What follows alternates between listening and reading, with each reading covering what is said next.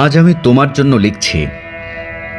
মাঝ রাস্তায় ল্যাম্পপোস্টের অদ্ভুত হলুদ আলোর নিচে দাঁড়িয়ে আমি লিখলাম, চলে যাওয়া যেখানে অনিবার্য সেখানে মানুষ কি রেখে যায়?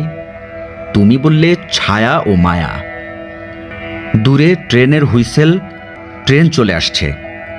আমাকে তার আগেই পৌঁছে যেতে হবে প্ল্যাটফর্মে, দ্রুত। তারপর টুপ করে উঠে যেতে হবে, চলে যেতে হবে স্টেশন ছাড়িয়ে অন্য কোথাও।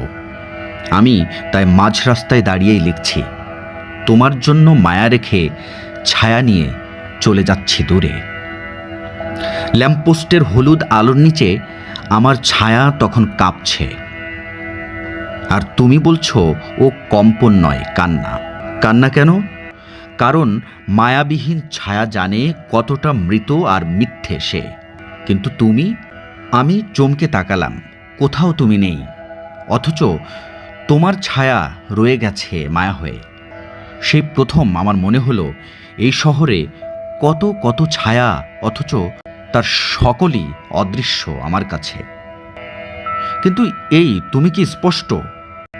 আমি চলে যেতে গিয়ে তাই ছায়া বুকে পুষে রাখি মায়ার কাছে, কারণ আমি জানি এই ট্রেন ফিরে আসবার নয়।